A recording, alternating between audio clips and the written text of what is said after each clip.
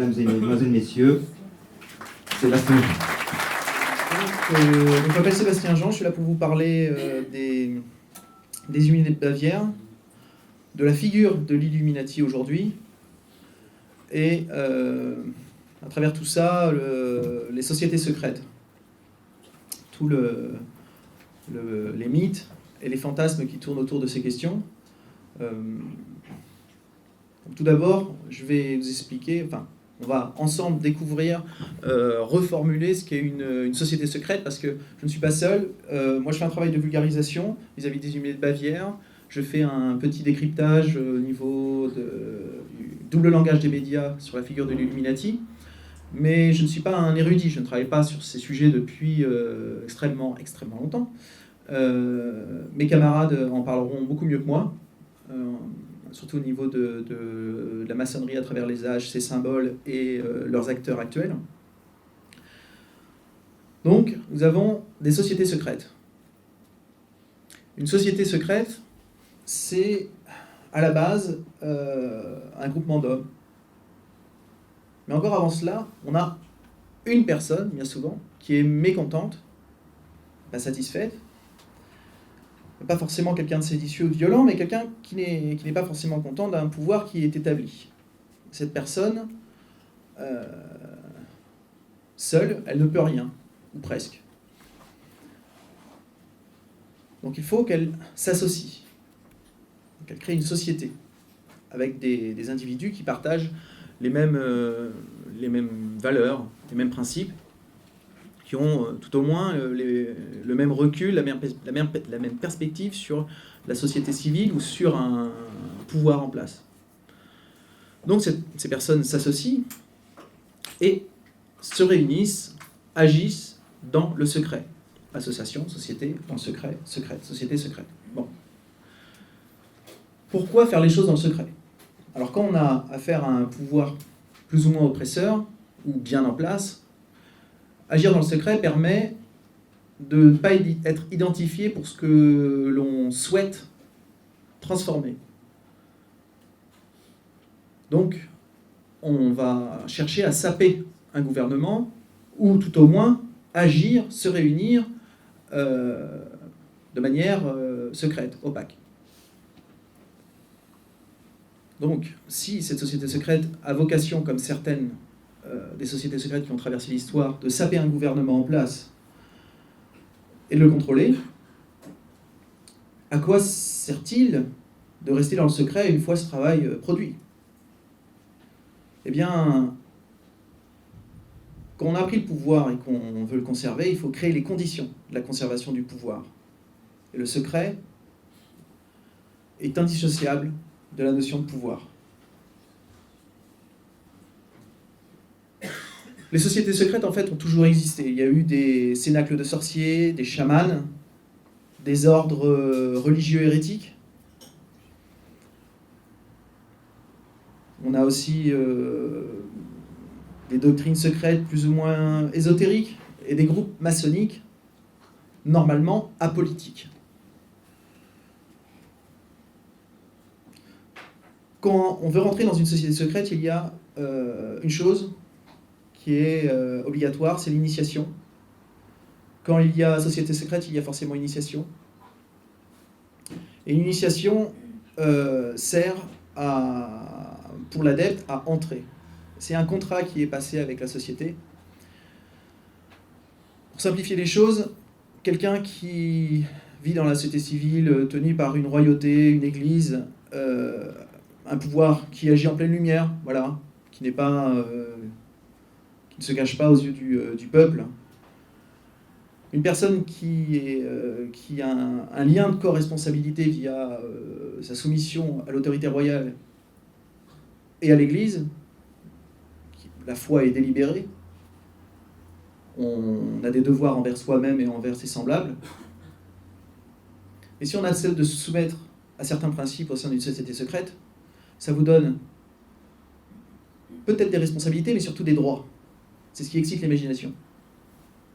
C'est ce panier de promesses qui donne envie à certaines personnes d'entrer dans des groupements occultes. Donc il y a là une notion d'élitisme. La connaissance, qui est souvent la caution morale des sociétés secrètes, et comment dire, elle est utilisée comme bouclier, mais en même temps elle n'est pas partagée avec le reste de la population. Parce qu'il faut garder les moyens du pouvoir, l'argent, pour constituer une élite, et la connaissance. Bien souvent, la connaissance, en fait, elle est déjà là. Les connaissances qui sont défendues par certains groupements d'illuminés, que ce soit la philosophie des Lumières, comme on va en parler, ou les penseurs de l'Antiquité, ces connaissances-là, on n'a pas attendu les intellectuels du XVIIIe siècle pour les avoir. D'ailleurs, ceux qui ont recopié, entretenu, conservé ce savoir sont les acteurs de l'Église et de l'aristocratie. Donc là, il y a un hiatus qu'on va explorer. Donc, quand il y a société secrète, il y a initiation. Quand il y a initiation, il y a science occulte. Et les Illuminati, ce dont on va parler aujourd'hui, c'est la société secrète par excellence. Elle résume, elle synthétise ce que l'on peut imaginer lorsqu'on entend la locution société secrète.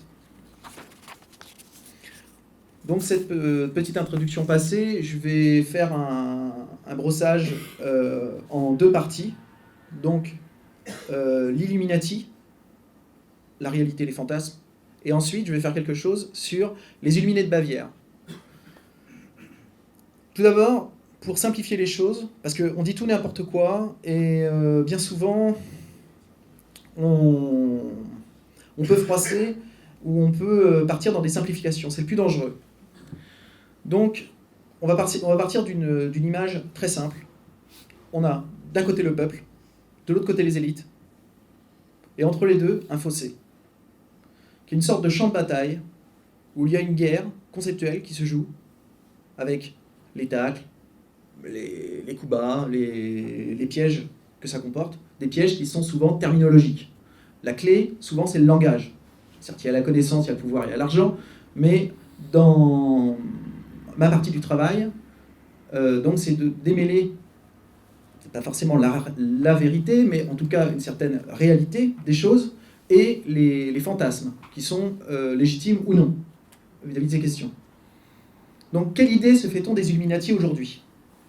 Tout le monde a entendu parler des Illuminati, j'imagine, dans cette salle. Si vous êtes là, c'est que soit le sujet vous intéresse, soit il vous touche d'une manière plus ou moins importante. Donc, on entend d'habitude que les Illuminati seraient une société secrète aux racines très anciennes, qui aurait noyauté, serait infiltré les gouvernements et les autres sociétés secrètes, et qui dirigerait le monde. Donc là, je ne pars même pas dans le discours, entre guillemets, complotiste ou de certains essayistes américains, anglo-saxons, qui croiraient que ces Illuminati sont des extraterrestres ou des reptiliens, etc. Là, on reste sur une société secrète hermétique qui agit à l'insu des gouvernements et même des autres sociétés secrètes et qui dirigerait le monde in fine. Bon.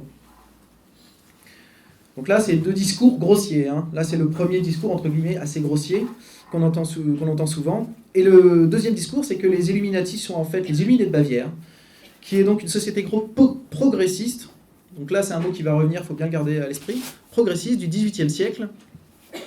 Et ils voulaient, ces gens, défendre les idées des Lumières, les Lumières de la raison, face à un obscurantisme religieux, et face à l'oppression de la royauté. Et l'action était souterraine, parce que dans le Moyen-Âge et dans la renaissance de consommation qu'on voit souvent, ou même celle qu'on nous sert à l'éducation nationale, si l'on contestait l'autorité royale ou l'autorité de l'Église, enfin, autorité royale, c'est monarchie de droit divin, souvent on nous parle de ça, c'était le bûcher. D'ailleurs, c'est ce que nous dit un spot qui a été fait dernièrement, financé par le gouvernement, fait par des gens et qui nous parlent des Illuminati et qui nous expliquent que ces gens-là auraient été une société secrète, mais quand même noble, quoi. Il y a quand même il y a quelque chose de noble là-dedans. C'est la raison, c'est les lumières, et puis c'est bénéfique dans l'absolu. C'est bénéfique parce que la royauté, l'Église doivent être absolument identifiées comme une oppression. Si vous n'êtes pas d'accord, c'est le bûcher. Le bûcher, c'est pas le XVIIIe siècle, c'est 3 siècles avant, mais c'est pas grave, on va le dire quand même. Et puis, on a cette idée qui voudrait que la royauté ou l'autorité serait forcément de droit divin, héréditaire, de père en fils, etc. Ce qui est vrai en France. Mais à l'époque des Illuminés de Bavière, par exemple, parce que c'est ce dont il est question dans ce spot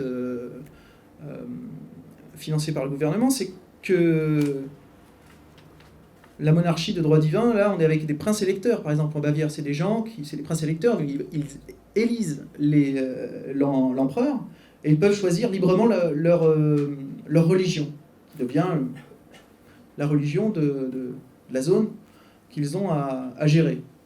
Et on ne va pas au bûcher. Il y avait des sociétés secrètes en Bavière, il y en avait des centaines, c'était un bouillonnement. S'il y avait une interdiction, s'il y avait un danger pour l'État, l'interdiction entraînait la dissolution des sociétés secrètes. Si on ne poursuivait pas ces plans, on n'était pas vraiment inquiété. Même quand on le verra plus tard, des gens qui ont fait partie des Illuminés de Bavière, même ont continué à travailler pour le gouvernement, ont réussi à avoir des bourses pour leurs enfants, etc. Preuve que ce n'était pas une oppression si dure que cela. Et donc ces princes électeurs qui pouvaient choisir leur religion et qui promulguaient des édits d'interdiction pour certaines sociétés secrètes, en appelaient à la peine de mort, eh bien que si les sociétés secrètes employaient des moyens terroristes. Voilà. Donc, après avoir fait le tour de ces deux discours un peu simplistes, on a les effets de ce discours.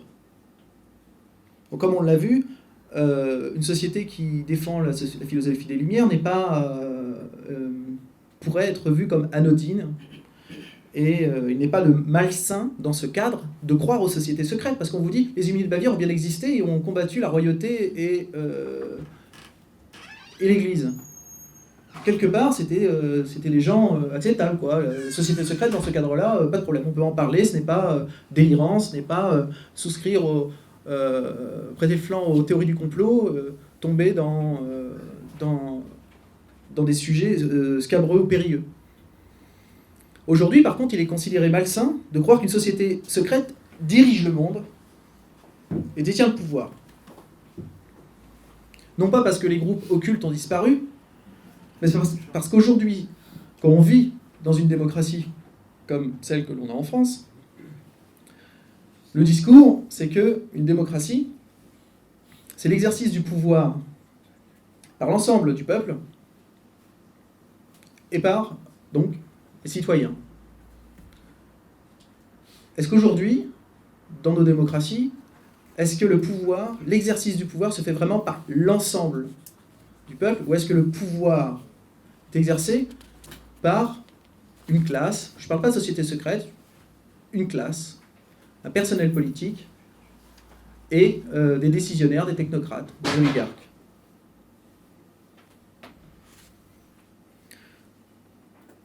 Donc, nous revenons à ce peuple, cette élite et ce fossé qui se trouve entre les deux.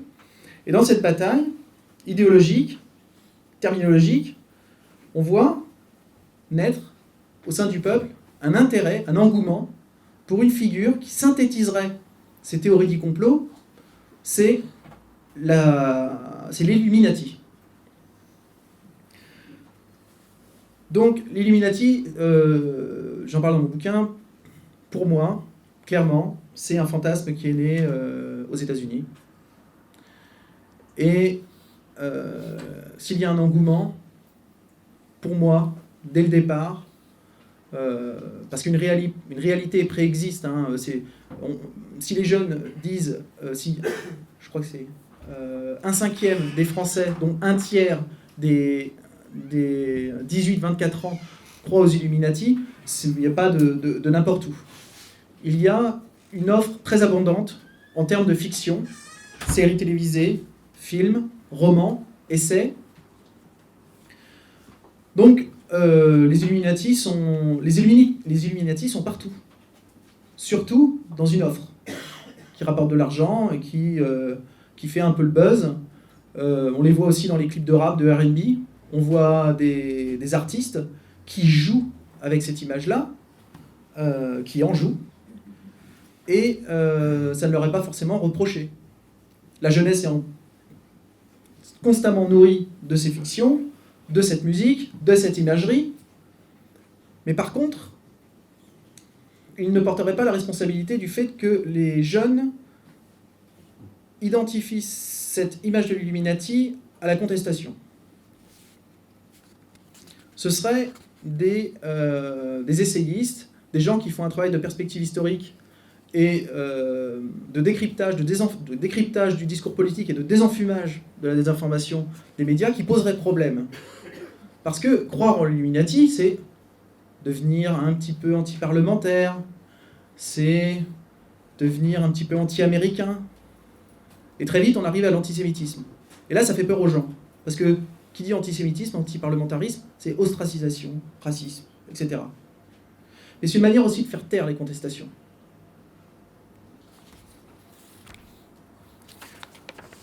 Donc d'où vient le danger? Elle vient de l'offre, en termes de fiction, autour des Illuminati, ou elle vient des complotistes? Le danger viendrait donc de la sphère complotiste. Les théories du complot posent vraiment un problème, parce que pour les élites, il faut vraiment ne pas être identifié comme le problème. Ce qu'il y a, c'est que les jeunes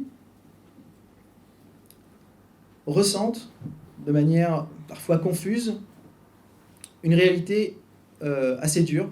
D'ailleurs, c'est une réalité qui est de plus en plus mal vécue, parce que le peuple en général, pas seulement les jeunes, voit qu'il y a une dichotomie entre le discours politique, les promesses électorales et la réalité vécue. Les gens sentent, savent qu'on les enfume. Mais on ne peut pas, du jour au lendemain, identifier un problème, le pointer. On a la volonté, mais on ne peut pas articuler ou mettre en perspective tout ça. Et c'est là que la figure de l'Illuminati va germer, prendre sens, parce qu'elle résout beaucoup de choses. Elle donne des réponses. Ce que l'on constate aussi, c'est que les jeunes considèrent que les grandes figures de la finance, de la politique, les stars de la musique, certains essayistes et romanciers qui utilisent les Illuminati ou qui décrivent les jeunes qui pourraient croire aux Illuminati, ont en fait, in fine, à travers les médias, défendent très souvent les mêmes fondamentaux. Et quelque part, c'est ce qui choque les gens. De droite ou de gauche, on voit que la politique économique menée est peu ou prou la même. Et les gens, les vrais gens, qui font face à des difficultés, ont envie de répondre à ce discours qui est un peu uniformisateur et construit des mythes. La figure du politicien, aujourd'hui, à travers les médias, c'est un peu une personnalité hors norme. Certains financiers, certains oligarques seraient des espèces de monstres dévorés par l'ambition qui seraient au-dessus des lois. Et c'est vrai, très souvent. On n'a pas besoin des scandales financiers, écologiques ou sanitaires pour se rendre compte que des gens, aujourd'hui, des décideurs qui ont un agenda, qui agissent, qui ont au moins un poids dans les affaires nationales, des personnes qui ne sont pas élues, disent-ils un certain discours, ou au moins entraînent dans les affaires nationales, dans la société civile, leurs actions entraînent des conséquences qui qui font écho, qui entrent en conformité avec un discours qui est pourtant considéré par ces hommes politiques comme complotiste. On entend M. Jacques Attali, par exemple, qui nous dit qu'il faudrait qu'un gouvernement mondial, pour le bien de tous, évidemment, devrait être installé et que la capitale devrait être installée à Jérusalem. Mettez ça dans la bouche d'un complotiste, d'un jeune sur Internet, on va l'accuser d'antisémitisme, on va dire « mais attendez, c'est complètement délirant, pourquoi est-ce qu'on ferait ça ?» Pour moi, le problème, c'est qu'il y a une starification de ces figures-là, une manière de sécuriser, de mettre une distance entre les élites et le peuple. Et il y a une fictionnalisation de ces personnalités par la jeunesse, par maladresse, par ignorance.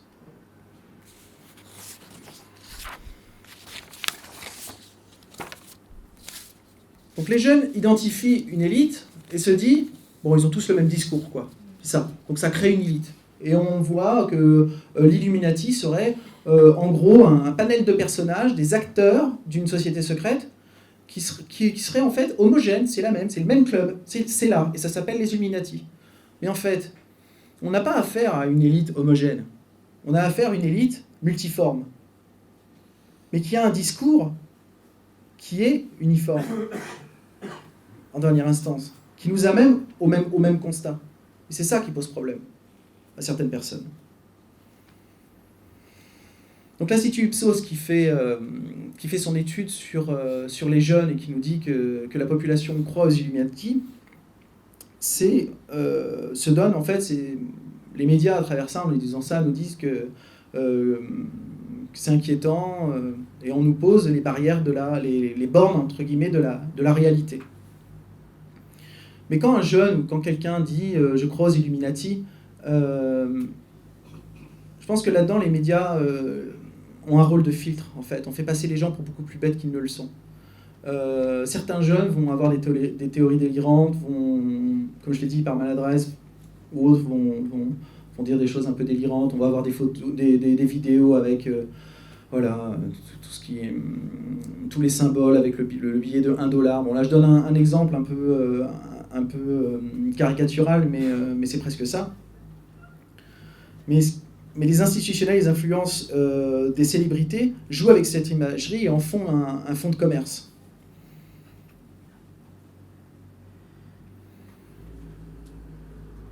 Se mettre au-dessus des lois et se donner une autorité, en laissant croire à la population, en fictionnalisant la réalité, ça déresponsabilise un petit peu l'homme politique. L'homme politique, il est plus dans sa mission là, d'acteur, de défense du droit objectif, des intérêts objectifs du peuple. La logique de parti en France même participe de ça. Parce que l'homme politique n'a même pas à appliquer certains principes dans la pratique, à montrer les preuves. Il arrive au pouvoir, il est déjà une star. Il a déjà une autorité. Parce qu'il devrait représenter à lui seul la volonté nationale, via le suffrage universel. Donc on en revient toujours à cette idée que dans une démocratie, tout est normal, tout est sous contrôle. Il n'y a aucun problème parce que c'est le peuple qui décide.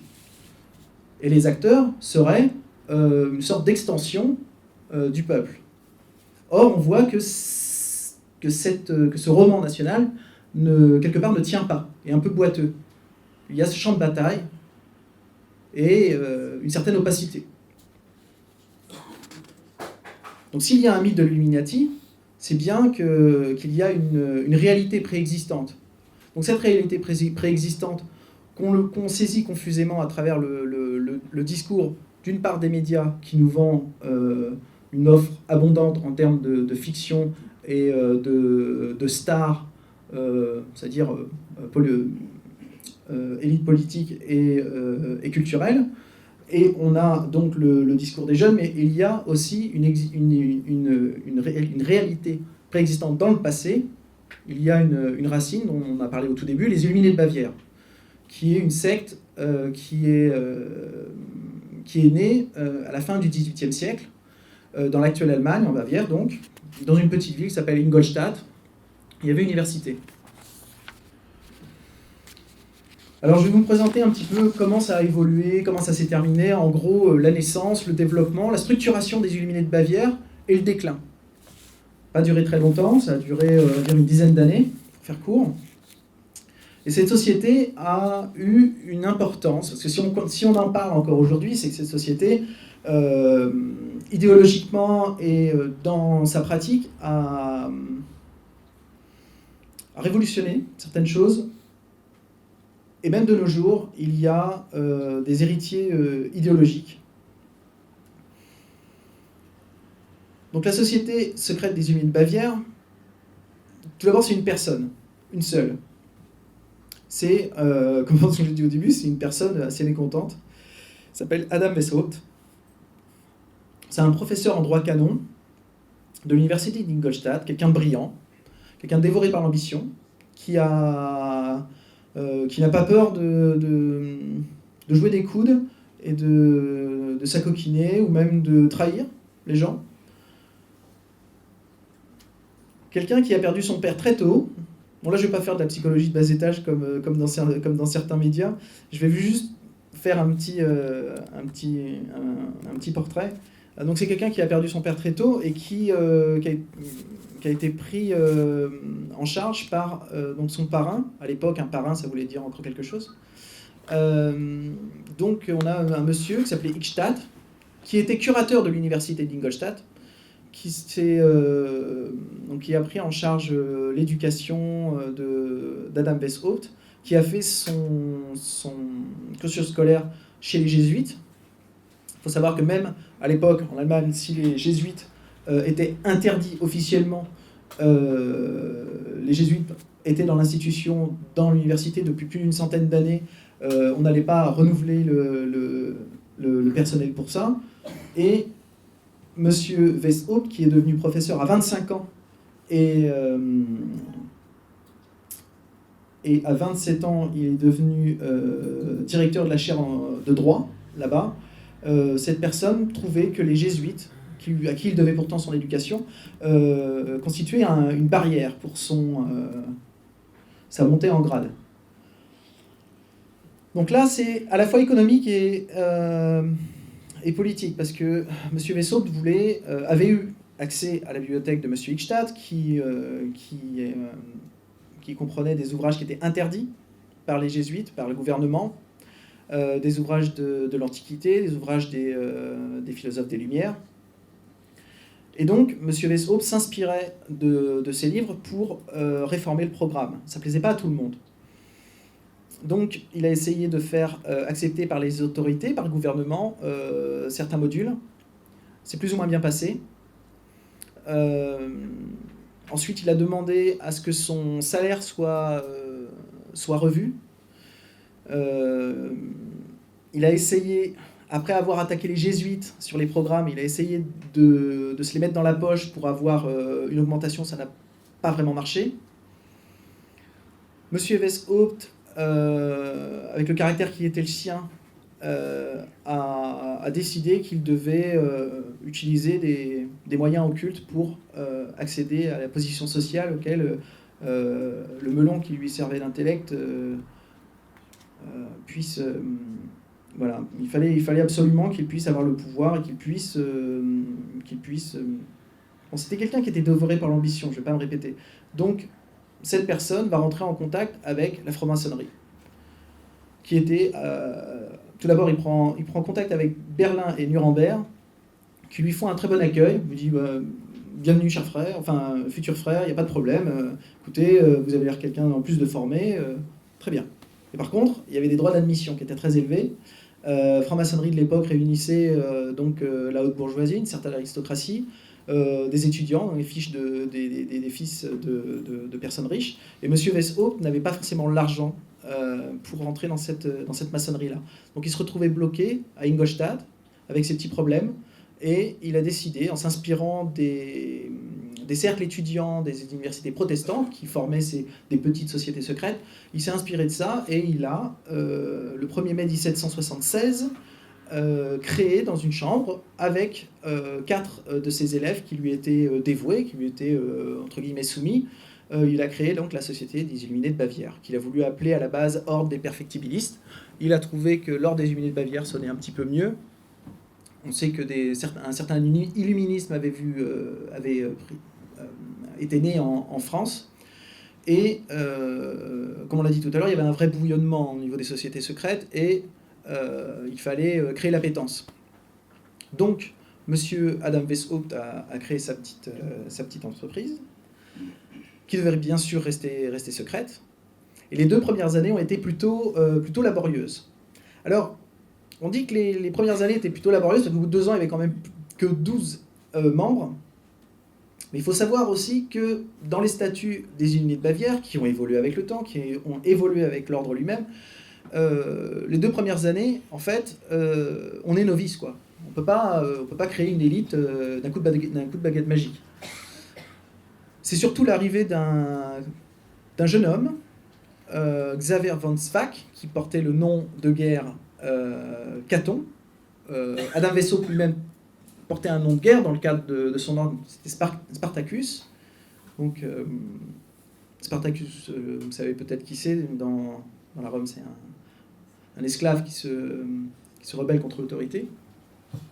Chaque membre des Illuminés de Bavière avait un surnom qui était censé synthétiser son caractère, sa complexion, ses caractéristiques, ce qu'il pouvait apporter à l'ordre, en gros. Et donc, Adam Weishaupt fait une prise, comme il dit. Donc, met le grappin sur un commis qui travaille aux affaires étrangères, qui va lui permettre de rentrer dans certains cercles. Et une deuxième prise, bon, on a certes des docteurs, des chanoines, des gens qui commencent à nourrir l'ordre en termes d'adeptes, mais on a surtout un certain baron Knig, qui portera le nom de Philon, quelqu'un qui fait partie de la franc-maçonnerie de l'époque, qui va structurer, parfaire les statuts et les grades de l'ordre des Illuminés de Bavière. Donc là, à ce point de l'histoire, on est devant une société secrète qui se développe. Et qu'est-ce qu'elle a de si spécial? Parce que si on en a parlé pendant tout ce temps, c'est bien qu'il y a quelque chose qui la démarque des autres. Il faut bien vous figurer qu'à l'époque, la franc-maçonnerie, si elle est, entre guillemets, un peu tue, mais la royauté ne va pas forcément l'interdire ou l'empêcher, c'est un secret de polichinelle, c'est qu'il y a une franc-maçonnerie, mais qui est quand même réactionnaire. Qui est quand même, quelque part, fidèle à l'ordre établi. Adam Weishaupt était un pragmatique. Pour lui, l'illumination, c'était pas une église intérieure, un idéal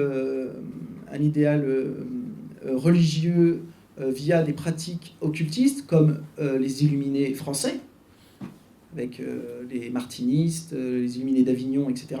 Cette personne-là était beaucoup plus terre-à-terre. Ça portait le nom d'illuminisme chez Weishaupt, mais c'était même quasiment contraire. C'était de l'athéisme pur, du matérialisme. Il faut se donner les moyens de mettre à bas la religion et le trône. Et ça, c'est pas du complotisme de dire ça. Je vais vous lire quelques petits passages tout à l'heure des statuts. Vous allez comprendre. Vous allez voir que Adam Weishaupt lui-même, dans les plus hauts grades de sa société, ne s'aveuglait pas du tout. Il n'y avait pas de charabia théosophique ou de caution morale. C'était, on rentre dans l'art au curé et au roi. Il faut qu'on se débarrasse de ces gens-là. Il faut mettre un nouvel ordre en place. Et c'est pour ça que la Société des Illuminés de Bavière sera interdite. Les Illuminés seront interdits, ils seront bannis. Le gouvernement prendra la chose très au sérieux parce que le secret va s'éventer. Et tout de suite, il faudra y mettre un coup d'arrêt, quoi.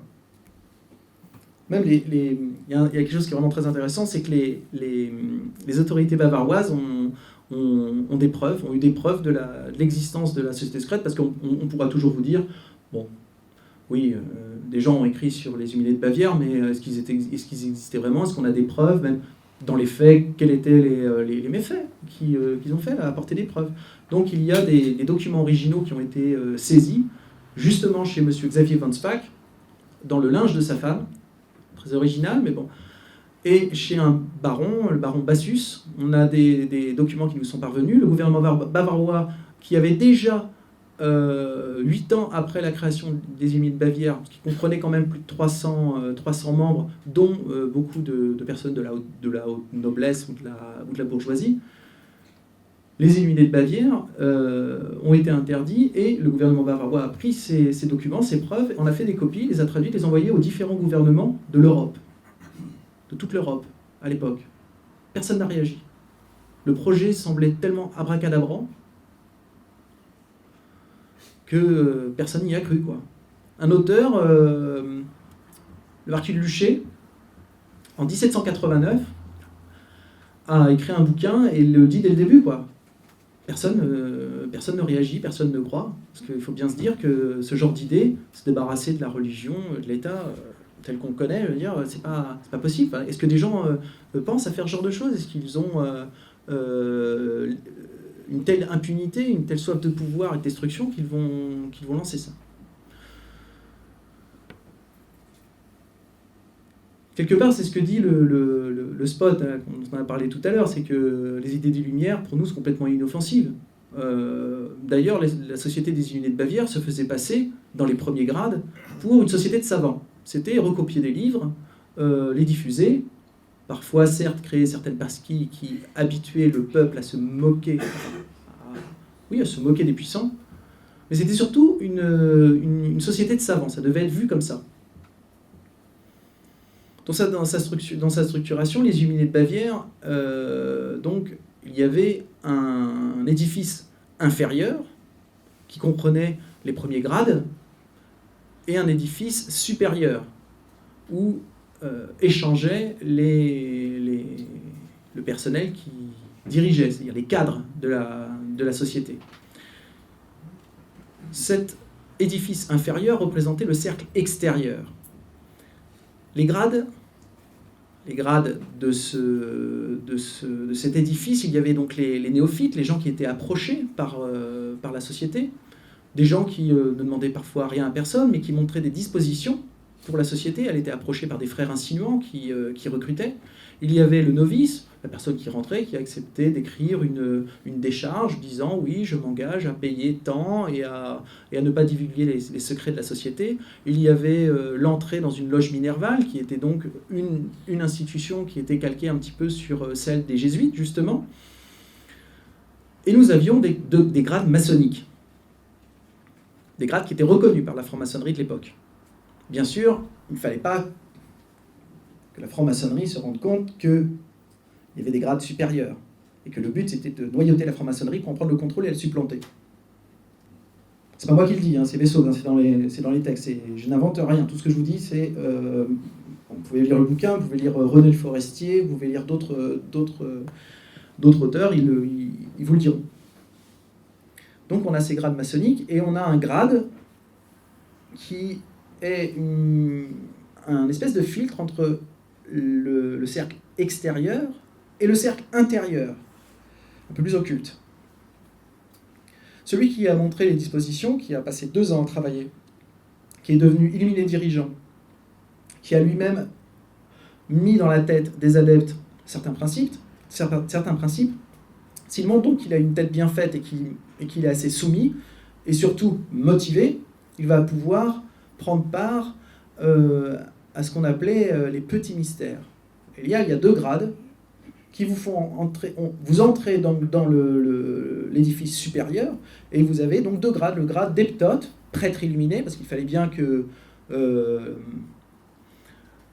vous rendre insensible en quelque sorte à la foi chrétienne, ou tout au moins subvertir la foi chrétienne pour vous amener à accepter certains principes.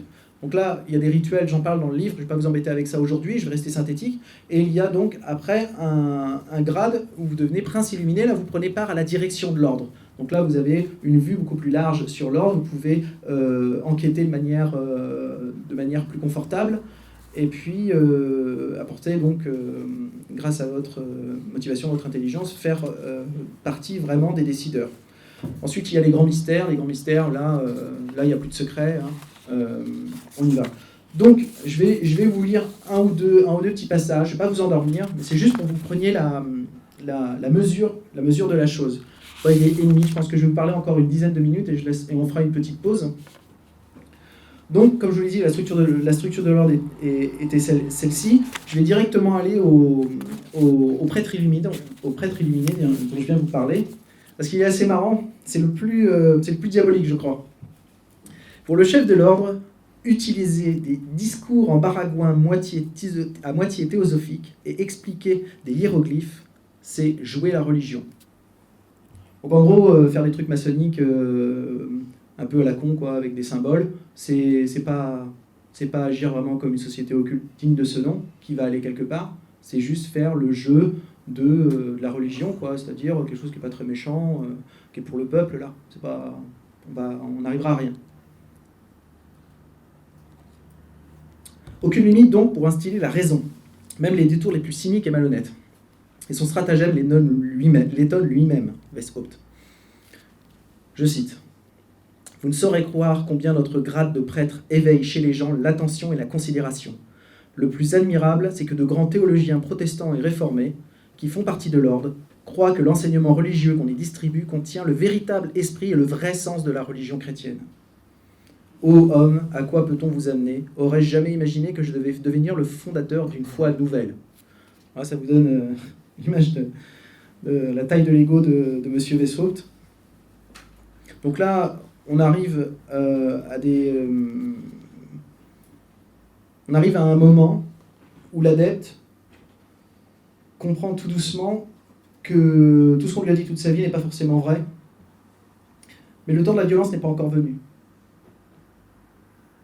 Il accepte de devenir quelqu'un d'humble, de servir un idéal. Il devient un mystique, mais pas un mystique dingue, attaché à des symboles. Un mystique, par analogie, c'est quelqu'un qui va défendre un idéal politique, religieux, philosophique. Et cette personne-là, doucement, en l'amorçant au gain, va développer une insensibilité vis-à-vis du peuple. Il fait partie d'une élite. On lui donne, non pas des devoirs envers les gens, mais on lui donne des droits. Et au fur et à mesure qu'il rentre dans les grades, on se rend compte que le but, c'est d'utiliser des moyens terroristes, d'infiltrer le gouvernement et de tout faire sauter. Donc là, j'ai brossé un petit peu la structure de l'ordre. Si vous voulez vous renseigner sur ce sujet, vous pouvez regarder dans l'ouvrage. Parce que mon ouvrage, c'est un ouvrage de vulgarisation, mais c'est aussi une bibliographie du sujet.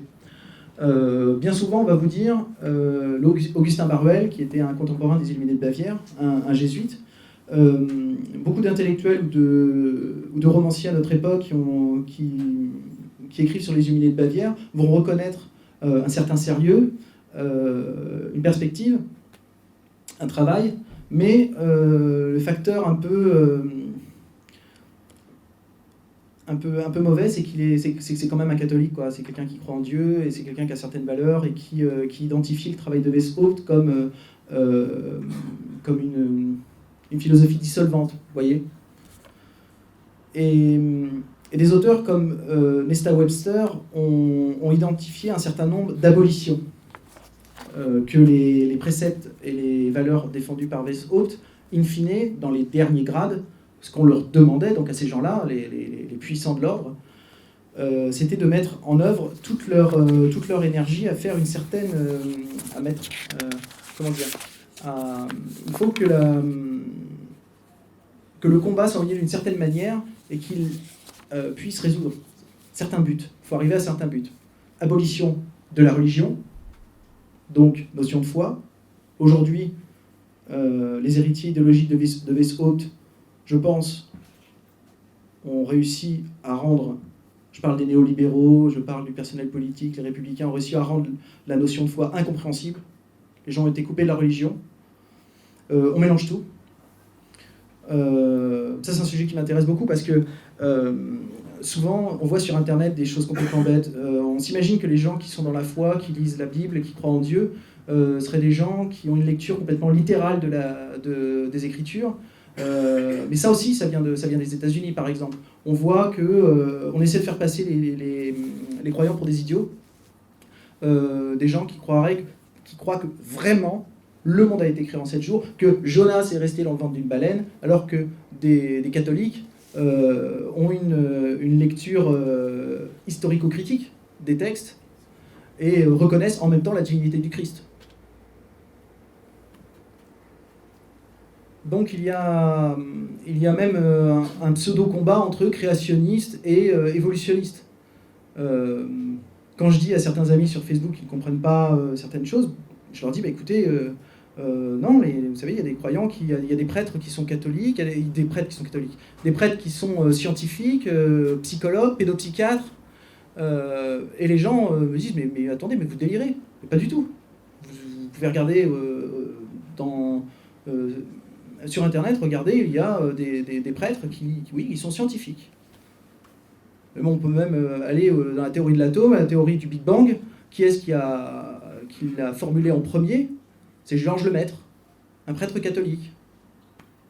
Un Américain, vous lui dites ça, il va tomber le cul par terre, quoi. Donc il y a l'abolition de la religion, l'abolition de la notion de nation.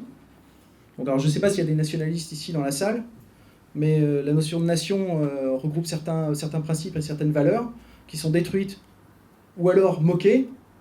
À tort ou à raison, je suis là pour ça. Il y a la notion de famille également, avec la communauté d'éducation des enfants. Adam Weishaupt voulait ça également, c'est-à-dire l'éducation nationale va se charger de distiller un certain savoir. C'est pas aux parents de se charger de l'éducation des enfants. Donc la notion de transcendance, là, on vient dans un second degré. Et on a toute une série d'abolitions qui sont objectivement l'agenda et dont on voit les conséquences aujourd'hui, très clairement. Donc là, je vais devoir arrêter. Peut-être qu'on aura l'occasion, à travers certaines questions tout à l'heure, d'aborder la Révolution française. Je vais terminer là-dessus, parce que je ne peux pas dire que les Illuminés de Bavière ont existé et ont eu des héritiers idéologiques sans donner d'autres exemples que ces abolitions qui restent peut-être... qui sont un peu subjectives. La seule chose que je peux vous dire, c'est que après leur interdiction, l'ordre des Illuminés de Bavière a été interdit en 1785, a continué ses activités jusqu'en 1790. Un certain Bode, qui était éditeur de Goethe et journaliste, la figure du journaliste, tiens, ça commence, les journalistes commencent à prendre le pouvoir. Et Monsieur Bode a fait des stages en France, dans certaines loges, a reçu en stage à 3 reprises un certain Mirabeau, qui était l'orateur du peuple sous la Révolution. Mirabeau qui a été initié au grand mystère de Weishaupt, qui a eu comme nom de guerre Léonidas, et qui est revenu en France et qui a fait le travail qu'on savait. Et on l'a vu comme un défenseur, comme c'est un co-rédacteur de la Déclaration universelle des droits de l'homme, et c'est surtout quelqu'un qui conseillait le roi contre quelques livres d'or, le roi Louis XVI, qui était lui-même franc-maçon, et cette personne, l'orateur du peuple, a même été dépanthéonisé pour ça. Si vous voulez en savoir plus, vous pouvez lire le bouquin, on pourra même, si vous voulez, autour d'un verre en parler. Je vous laisse écouter mes compères, et mes aînés même, et vous pourrez nous poser des questions. On va faire une petite pause, on va s'aérer l'esprit. Je ne vais pas faire la transition à ta place, mais c'est à peu près ça. Mesdames et messieurs, Sébastien Jean, s'il vous plaît.